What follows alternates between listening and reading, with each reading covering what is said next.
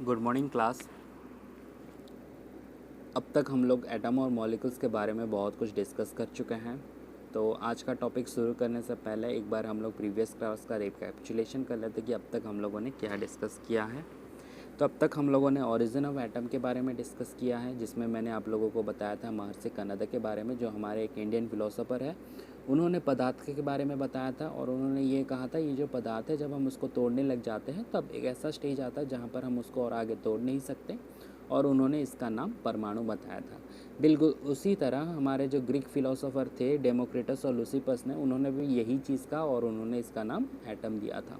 फिर हम लोगों ने लॉज ऑफ केमिकल कॉम्बिनेशन के बारे में बात किया था, जिसमें हम लोगों ने दो लॉज के बारे में डिस्कस किया था। सबसे पहला हमारा था laws of conservation of mass करके, और हमारा जो दूसरा था वो था लॉज ऑफ कांस्टेंट प्रोपोर्शन करके।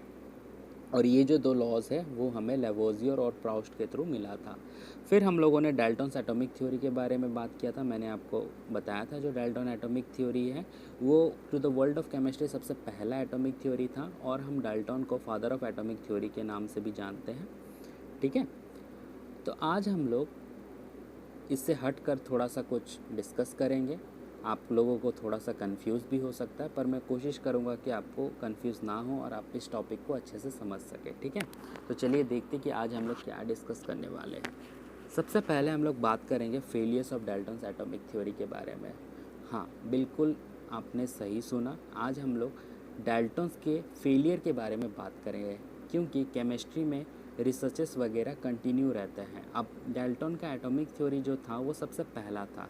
जैसे ही डाल्टन ने अपना एटॉमिक थ्योरी दिया उसके बाद मॉडर्न डे साइंटिस्ट लग गए इस थ्योरी को प्रूव करने के लिए या फिर कुछ नए चीज़ को इन्वेंशन के लिए।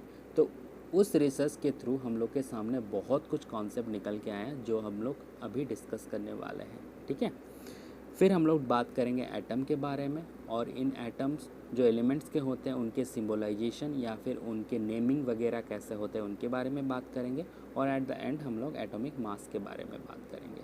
तो चलिए शुरू करते हैं। सबसे पहले हम लोग बात करते हैं failure of Dalton's atomic theory के बारे में। जैसे कि हम सबको पता है डाल्टन ने अपने एटॉमिक थ्योरी में सबसे पहला स्टेटमेंट ये दिया था जो पार्टिकल रहता है वो सबसे टाइनी पार्टिकल से बना रहता है जिसे हम लोग एटम कहते हैं, और ये एटम इंडिविजिबल होता है। तो ये उनका सबसे पहला फेलियर था, क्योंकि मॉडर्न डे साइंटिस्ट के हिसाब से एटम को इंडिविजिबल कहना सही नहीं है। ये जो एटम होता है वो तीन फंडामेंटल पार्टिकल से बना होता है, जिसको हम लोग इलेक्ट्रॉन, प्रोटॉन और न्यूट्रॉन कहते हैं, या फिर आप इसको सब एटॉमिक पार्टिकल्स भी बोल सकते हैं। तो ये भी उनका सबसे पहला फेलियर था, जिससे हम लोग ये कहते हैं it is said that atom is the smallest and indivisible particle but it is not. ठीक है, अब उनका दूसरा फेलियर ये था he was failed to explain the presence of the electron, proton and neutron that is the sub atomic particles. Is that clear?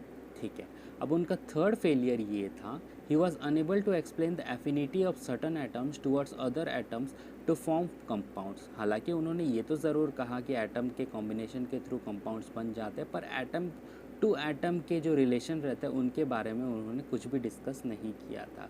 अब उनका fourth point ये था he was fail to explain the existence of isobars of atoms of same elements which may differ. अब isobars क्या होता है? Isobars of the atoms ये कहा जाता है जिन एटम के आपको एटॉमिक नंबर अलग मिलेंगे पर मास नंबर हमेशा सेम रहता है, उन्हें हम लोग आइसोबार कहते हैं। अब डाल्टन के थ्योरी में आइसोबार के कॉन्सेप्ट के बारे में कुछ बताया नहीं गया था। अब उनका फिफ्थ पॉइंट ये था जो physical properties of the compound रहते हैं ऑफ सेम एलिमेंट उनके बारे में भी कुछ बताया नहीं गया था। और लास्ट पॉइंट उनका ये था he was unable to explain the binding force of the compound करके। ठीक है, तो ये कुछ पॉइंट्स थे जो कि डाल्टन्स एटॉमिक थ्योरी के फेलियर्स थे। ठीक है, तो आगे बढ़ते हैं। अभी हम लोग बात करेंगे एटम्स के बारे में। एटम्स के बारे में हम लोग इस चैप्टर के शुरू से बात कर रहे हैं। जो एटम्स है हमारा वो बिल्डिंग ब्लॉक ऑफ एलिमेंट भी बोला जाता है। तो atom is the most smallest particles that may और मे नॉट एग्जिस्ट इंडिपेंडेंटली, और ये सारे केमिकल प्रॉपर्टीज़ को होल्ड करता है। ठीक है, अब जैसे कि आप सबको पता है कि वो दिखने में बहुत छोटा है, it is very small is size. तो हम लोग ये कह सकते हैं that atom are very small in size and smaller than anything we can imagine और कंपेयर विथ इट। तो हम लोग एटॉमिक रेडियस को मेज़र करने के लिए एक यूनिट का यूज़ करते हैं जिसे हम लोग नैनोमीटर कहते हैं, और 1 nanometre is equal to 10⁻⁹ metre, या फिर हम लोग ये कह सकते हैं 1 metre is equal to 10⁹ nanometre करके। ठीक है, अब अगर मैं आपसे ये पूछूं कि the atomic radius of an atom of hydrogen is 10⁻⁻10 metre, then the radius of the water molecule is that is 10⁻⁹ metre. Okay, ठीक है। अब आते हैं सिंबलाइजेशन के ऊपर में। ठीक है, जैसे कि आपको पता है हमारे पास बहुत सारे एटम अलग अलग एलिमेंट्स के निकल के आए। अब ये जो एटम का बात था वो डाल्टन के टाइम से चल रहा था, तो सबसे पहले जो सिंबलाइजेशन का कॉन्सेप्ट था वो हम लोगों को डाल्टन से मिला था। ठीक है, तो Dalton was the first scientist to use the symbols for the element in a very specific sense. When he used a symbol for an element, he also meant a definite quantity of that element, that is one atom of that element। तो Dalton के हिसाब से जो उनका naming था या फिर जो सिंबलाइजेशन था वो आपको यहाँ पर शो कर रहा होगा, कैसे उन लोगों ने हाइड्रोजन को दिखाया, फॉस्फोरस को दिखाया, कॉपर, गोल्ड, कार्बन, ये उनके। और इसमें बहुत दिक्कत आए क्योंकि जब भी आपको कोई एटम वगैरह या फिर कोई एलिमेंट आपको रिप्रेजेंट करना पड़ता है तो आपको कम्प्लीटली उसको ऐसे रिप्रेजेंट करना पड़ता था। ठीक है, फिर हमारे पास एक नया सजेशन आया। अब दूसरा जो सजेशन हमारे पास आया वो था बर्जेलियस के तरफ से। अब उनका ये कहना था जो सिंबल्स ऑफ द एलिमेंट्स होते हैं वो 1 और 2 elements of the name of the element होना चाहिए। ठीक है, इन द बिगिनिंग जब एटम्स के नाम को डिराइव किए गए थे तो उनके नेम उनके ओरिजिन ऑफ प्लेस या फिर जो प्लेस से वो एटम या फिर वो एलिमेंट मिला है उनके हिसाब से रखा गया था। जैसे कि आप लोग कॉपर के बारे में देख सकते हो, कॉपर जो है वो किप्रस से लिया गया है, और बिल्कुल उसी तरह कुछ ऐसे कुछ स्पेसिफिक कलर को बेसिस में भी हम लोगों को एटम के या फिर एलिमेंट्स के जो नाम है, जैसे कि gold which was taken from a English word which means yellow करके। ठीक है, धीरे धीरे जैसे ही मॉडर्न साइंटिस्ट और मॉडर्न डेज़ के हिसाब से हम लोगों को नया नेमिंग मिला जिसे हम लोग आज यूज़ करते हैं, उससे हम लोग IUPAC कहते हैं, जिसका मतलब है international union of pure and applied chemistry. और इनके हिसाब से जो हमारा नेमिंग का प्रोसीजर है, the first letter of a symbol is always written in the capital letter and the second letter is always in the lower case. जैसे कि हाइड्रोजन के लिए कैपिटल H होता है, एल्यूमिनियम के लिए कैपिटल A और फिर स्मॉल l होता है, और कोबाल्ट के लिए कैपिटल C और स्मॉल o होता है। ठीक है, और some of the elements are form from the first letter and some are in the appearing letter in the letter, मतलब and some are appearing letter in the name, ऐसा भी हो सकता है। जैसे कि क्लोरीन में CH रहता है पर हम लोग के सिंबल में हम उसको Cl मेंशन करते हैं। जिंक में जैसे कि ZINC रहता है पर हम लोग उसको Zn मेंशन करते हैं। ठीक है, और बिल्कुल उसी तरह आयरन जैसे कि Fe है, फ्रॉम द लैटिन वर्ड वो फेरम से आया है। तो ये कुछ ऐसे टेक्निक थे जो कि IUPAC में मेंशन किए गए थे। ठीक है, यहाँ पर आपके लिए मैंने कुछ कलेक्शन करके symbols of some common elements आपके लिए रखा है जिसमें आपको जानने में थोड़ा सा आसानी होगा। आप यहाँ से देख सकते हैं, और इस चीज़ को अगर आप मेमोराइज़ करेंगे तो आपके लिए अच्छा रहेगा, ये आपके फ्यूचर में बहुत काम आएगा। ठीक है, आगे बढ़ते हैं। फिर हम लोग बात करते हैं एटॉमिक मास के बारे में।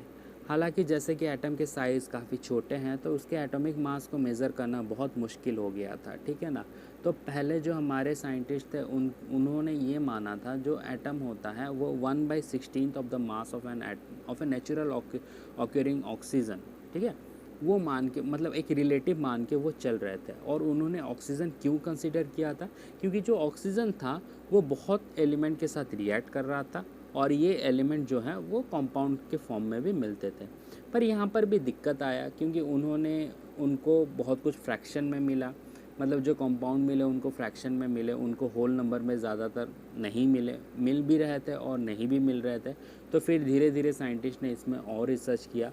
फिर उन्होंने अराउंड 1961 में उन्होंने यूनिवर्सली ये एक्सेप्ट किया जो कार्बन 12 रहता है isotope was chosen as the standard difference for measuring the atomic masses. ठीक है, तो इनका क्या कहना था, जो एक एटॉमिक मास यूनिट रहता है is equal to 1/12 of the 1 atom of carbon 12। ठीक है, ये रिलेटिव मास मान के हम लोग चलते हैं विथ रेस्पेक्ट टू कार्बन 12। ठीक है, तो इसके एस्पेक्ट में कुछ इंपॉर्टेंट चीज़ें जो आपको याद रखना चाहिए, जैसे कि the atom which is considered as a standard atom for comparing the mass of other atom is carbon 12 whose atomic mass is 12 unit। ठीक है, 12 U का मतलब है U हम लोग एटॉमिक मास यूनिट को मान के चलते हैं, और यहाँ पर ये बताया गया है कोई भी एटम का अगर हम लोग को मास कंसीडर करना है तो हम उसको रिलेटिवली कार्बन 12 के साथ कंसीडर करेंगे जो कि हमारा एक स्टैंडर्ड एटॉमिक यूनिट है, ठीक है। और ये भी बताया गया है जो 1 एटॉमिक मास यूनिट रहता है वो 1/12 ऑफ द कार्बन एटम 12 रहता है, ठीक है। ये चीज़ क्लियर है आपको? ठीक।